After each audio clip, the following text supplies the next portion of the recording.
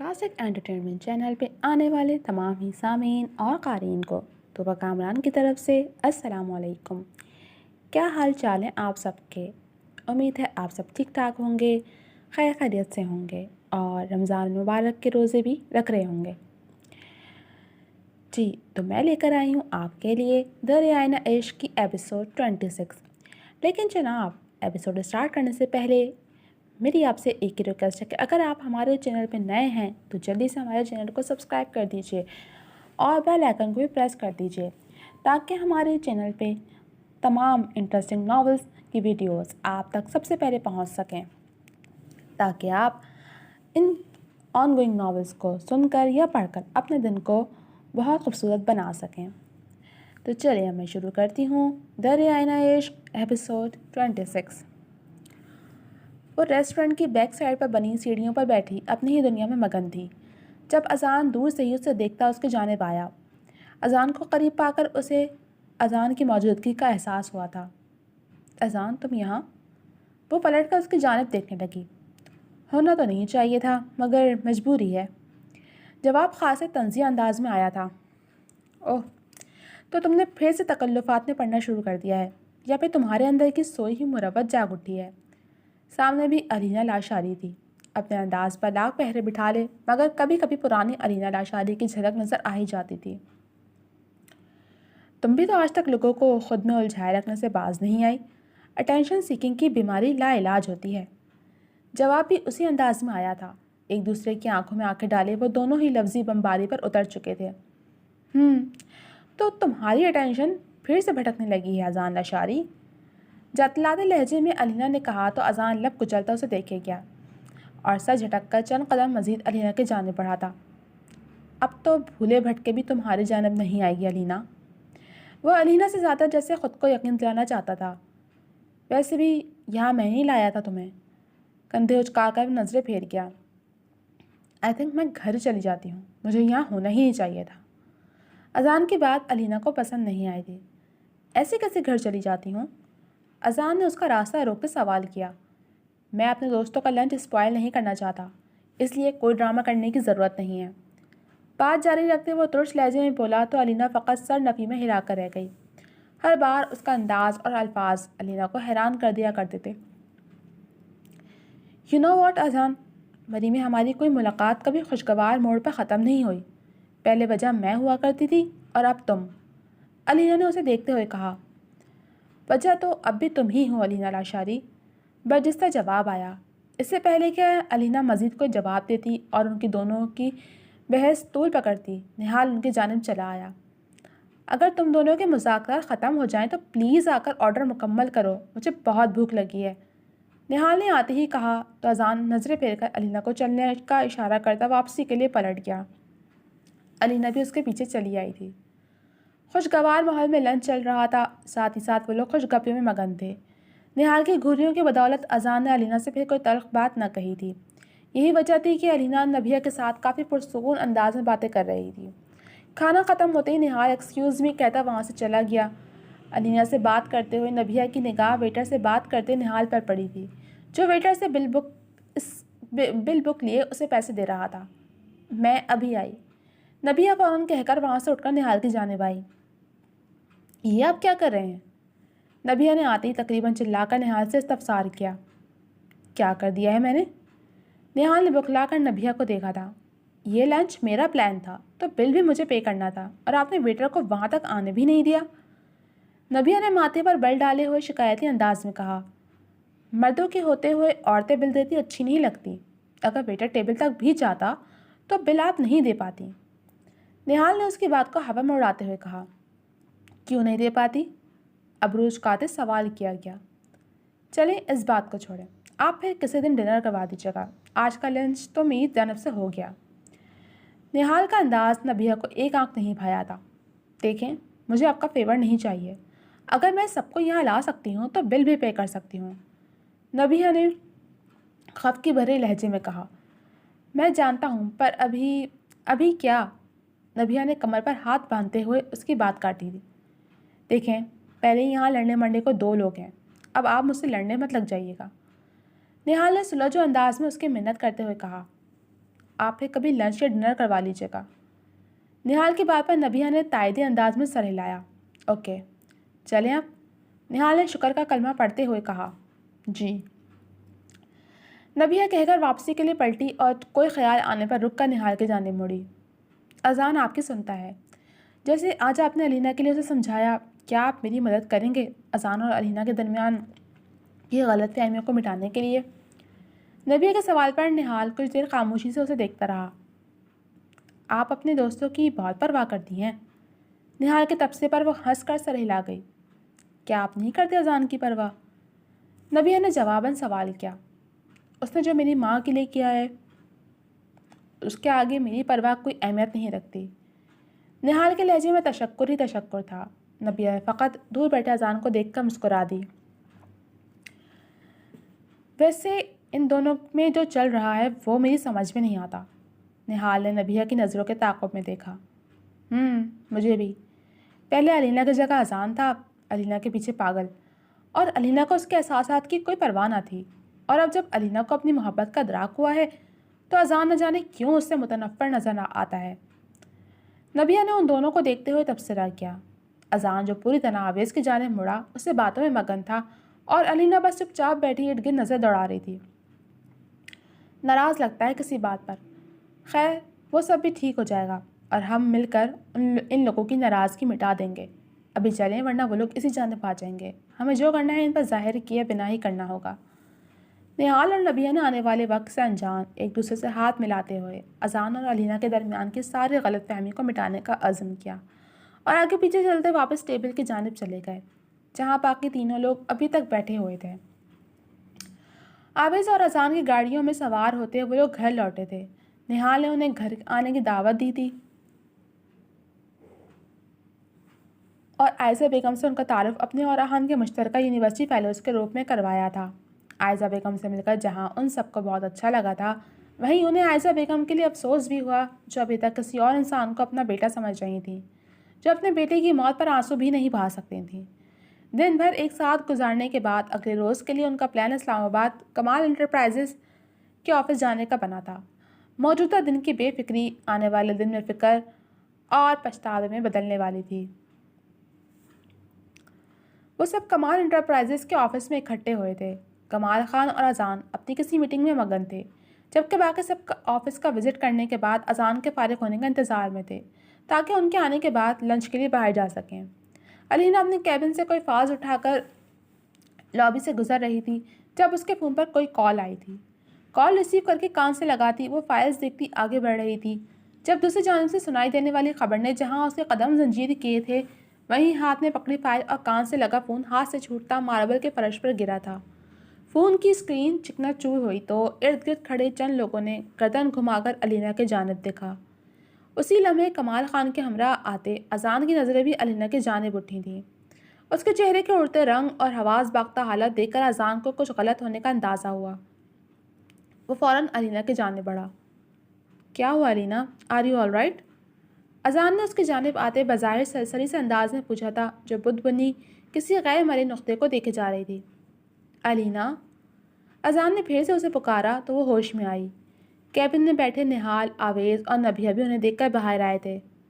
अजान, अलीना ने सरगोशी के अंदाज में अजान के करीब जाते हुए उसका नाम पुकारा। क्या हुआ अलीना? अजान ने उसके चेहरे पर नज़र जमाए हुए कहा जब अलीना की आंखें पल में भीगने लगी थीं।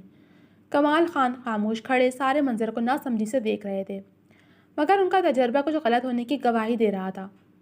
अजान बाबा, अजान के हाथ थामते अलीना ने कहा तो अजान का दिल उछल कर हलक में आया था। कमाल खान भी चौंक कर आगे बढ़े। क्या? वो लब कुचलता अल्फाज तलाश करता अलीना के चेहरे को पढ़ने की कोशिश करने लगा। इर्द गिर्द खड़े सभी लोग नासमझी से इस सारी सूरत हाल को मुलाहिजा फरमा रहे थे। अजान बाबा, अलीना ने अजान का सहारा लेते हुए सिसकते हुए अंदाज में कहा तो वो तड़प उठा। तुम क्या बोल रही हो? डैम इट, क्या हुआ है डैड को?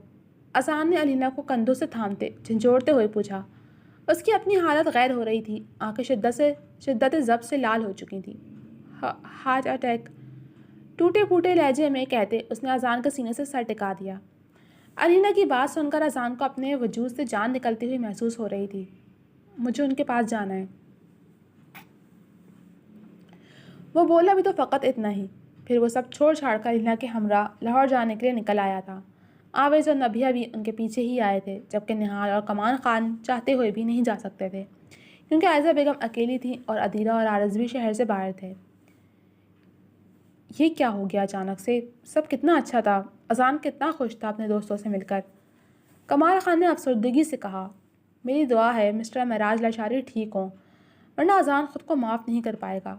نہال نے جواباً تبصرہ کیا، میں اسے ہمیشہ کہتا تھا کہ معراج لاشاری سے مل لو، نہ جانے کیوں وہ اپنے ماضی سے کترا رہا تھا۔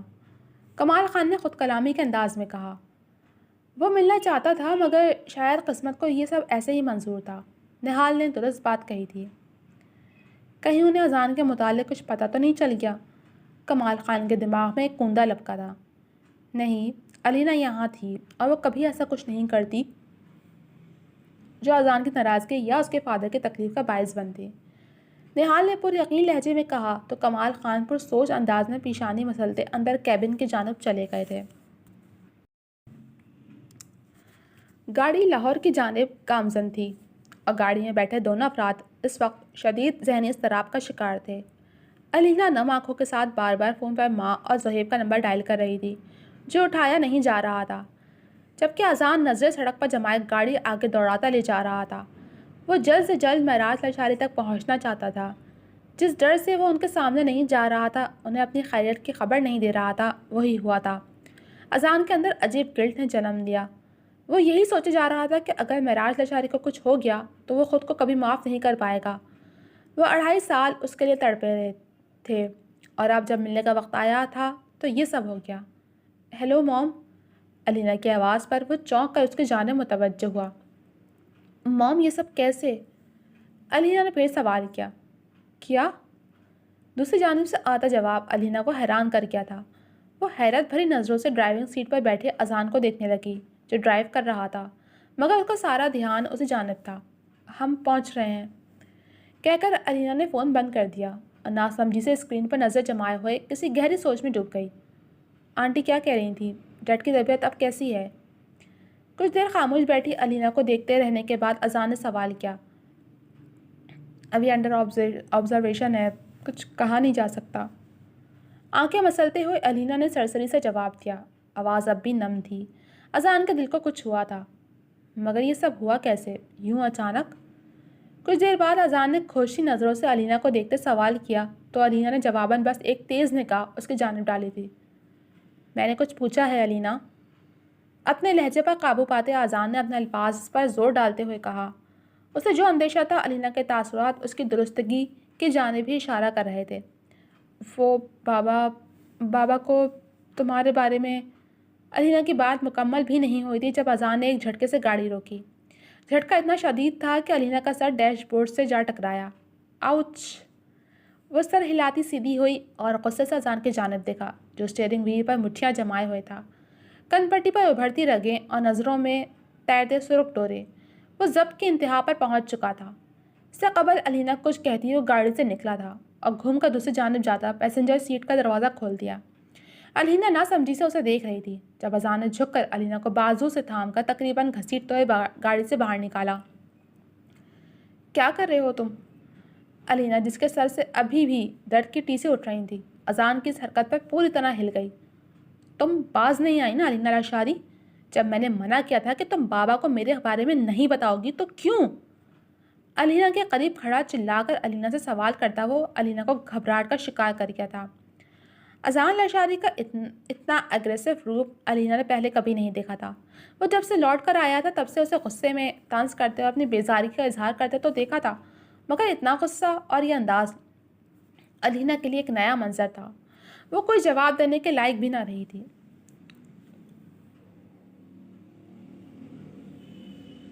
سامنے کھڑا شخص ایک بار پھر اسے الزام دے رہا تھا۔ وہ گاڑی سے لگی کھڑی اذان کی بدگمانی پر حیران تھی۔ تمہاری یہ ضد کبھی ختم نہیں ہوگی الینا۔ اپنی ضد، اپنی ایگو، اس سے زیادہ کچھ اہم نہیں ہے تمہارے لیے، تمہارے خود کے باپ کی زندگی بھی نہیں۔ اذان اب ماتھے پر بل ڈالے تعصب بھری نظروں سے الینا کو دیکھتے ہوئے کہنے لگا، کیا بولے جا رہے ہو؟ Are you in your senses? میرے بابا کو کچھ نہیں. جسٹ اسٹاپ دس علینا، جسٹ اسٹاپ.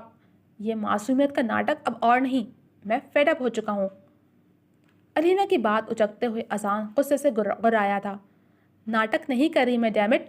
وہ میرا باپ ہے جو تمہاری وجہ سے موت کے منہ میں پہنچ چکا ہے. علینا کی بات پھر سے کاٹتے اذان نے کھولتے ہوئے لہجے میں کہا. اور کتنے لوگوں کی جان لینے کا ارادہ ہے علینا لاشاری؟ علینا کی آنکھوں میں آنکھیں گاڑے وہ اپنے اندر کا غصہ الفاظ میں لپیٹ کر اس کی سماعتوں میں اتارتا اسے حیران کر رہا تھا. تم پاگل ہو چکی ہو اذان، بالکل پاگل. میں نے کچھ نہیں کیا. علینا کی آنکھیں پھر سے نم ہونے لگی تھیں. اس کی اس حرکت نے اذان کو مزید تشہیر دلایا تھا. اپنے ہاتھ کی مٹھی اس نے پوری قوت سے گاڑی کی چھت پر دے ماری تو علینا ایک پل کو سہم گئی. تم تو کبھی کچھ نہیں کرتی علینا لاشاری، پھر بھی سب ہو جاتا ہے. آنکھوں میں غصہ اور نفرت لیے وہ علینا کو جلا دینے والی نگاہوں سے گھور رہا تھا. ڈیڈ کو کچھ بھی ہوا نا تو... اذان کچھ کہنے والا تھا جب علینا نے اس کی بات کاٹ دی. تو کیا؟ باپ ہے وہ میرا، تم سے زیادہ پرواہ ہے مجھے ان کی. علینا کے لہجے کی درستگی کچھ دیر اذان کو بے زبان کر گئی تھی. اب یہ غصہ دکھا کر کون سی فکر دکھانا چاہتے ہو اذان سراج لاشاری؟ جب وہ تمہاری موت پہ پل پل تڑپ رہے تھے تب تم کہاں تھے؟ دوسروں کو الزام دینے کی بجائے یہ دیکھو کہ تمہاری وجہ سے میرے بابا اس وقت ہاسپٹل میں ہیں اور تم مجھے الزام دے رہے ہو. میں نے کہا تھا نا کہ خود جا کر ان سے ملو، مگر تم... علینا کہتے کہتے خاموش ہو گئی. نم آنکھوں کے ساتھ وہ اذان کو دیکھتی سر جھٹک گئی. اذان بس بہتی نگاہوں سے اسے دیکھتا ہی رہا تھا. جو معراج لاشاری کی حالت کا ذمہ دار اسی کو ٹھہرا رہی تھی. واو علینا لاشاری، جو ایک پل کے لیے مجھے لگا تھا کہ تم تھوڑی بہت بدل چکی ہو، وہ غلط فہمی دور کرنے کا بے حد شکریہ. But let me tell you one thing علینا، مجھے تمہاری ان باتوں کی رتی برابر بھی پرواہ نہیں ہے. اور ایک بات بہت اچھے سے یاد رکھنا کہ ڈیڈ کی جو بھی حالت ہے اس کے ذمہ دار صرف اور صرف تم ہو. اس لیے میرے کندھے پر بندوق رکھنے کی قطعاً ضرورت نہیں ہے. چند قدم کے فاصلے پر جاتا وہ علینا پر جوابی وار کر رہا تھا جو اب خاموشی سے بس اسے دیکھے جا رہی تھی.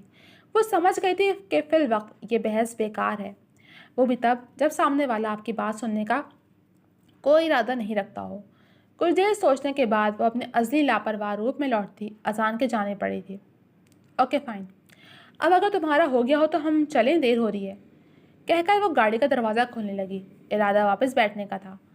اور دوسری بات، اگر تمہیں پرواہ نہیں ہے تو مجھے بھی تمہاری اس غلط سوچ کی اتنی سی بھی پرواہ نہیں ہے. جلتے رہو اپنی ہی آگ میں. علینا نے پلٹ کر ٹھنڈے ٹھاڑ لہجے میں کہہ کر اذان کو مزید آگ لگائی تھی. یو... وہ کچھ کہنے والا تھا جب آویز کی آواز نے اسے ٹوک دیا. نبی اور آویز نے دور سے ہی اذان اور علینا کو سڑک کے کنارے کھڑے دیکھا تو سمجھ گئے کہ وہ دونوں پھر الجھ رہے ہیں. یہ کون سی جگہ ہے آپس میں الجھنے کی؟ نبیہ کے ہمراہ گاڑی سے نکل کر ان کے جانب آویز نے کہا تو اذان جو کچھ سخت کہنے والا تھا رک گیا. علینا بھی اس سے جھٹک کر بس نبیہ کو دیکھنے لگی. تم لوگوں کو جلد سے جلد لاہور پہنچنا چاہیے، نہ کہ یہاں سڑک کے درمیان یوں الجھنا چاہیے. آویز نے ان دونوں کو گھرکتے ہوئے کہا تو اذان نے گہرا سانس خارج کرتے خود کو شانت کرنا چاہا.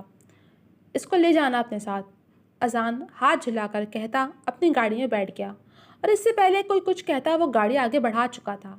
علینا تو حیران سی دور جاتی اذان کی گاڑی کو دیکھتی ہی رہی جو اسے سڑک کے درمیان چھوڑ کر جا چکا تھا. وہ اپ سیٹ ہے، تم آؤ ہمارے ساتھ، آویز نے علینا کو مخاطب کرتے ہوئے کہا تو نبیہ اس کا ہاتھ تھامتی بنا کچھ بولے اسے اپنی گاڑی میں لے آئی تھی. وہ جانتی تھی کہ علینا اپنے باپ کی وجہ سے پریشان ہے اور ایسے میں اذان کا اس کے ساتھ رویہ اور اسے الزام دینا نبیہ کو بہت برا لگا تھا. زندگی میں پہلی بار آویز کو بھی علینا کے لیے برا اور اذان کا رویہ غلط لگا تھا، وجہ جو بھی تھی، مگر آج وہ علینا کو مارجن دے رہا تھا. آج اسے علینا کے آنسو اور اس کی فکر دکھاوا نہیں لگی تھی. جی تو جناب، اب تک کے لیے بس اتنا ہی. کیسی لگے آپ کو یہ ایپیسوڈ؟ امید ہے پسند آئی ہوگی. کمنٹ سیکشن میں اپنی رائے کا اظہار ضرور کیجیے گا. جلد ملوں گی آپ سے اگلے ایپیسوڈ کے ساتھ. تب تک کے لیے اللہ حافظ.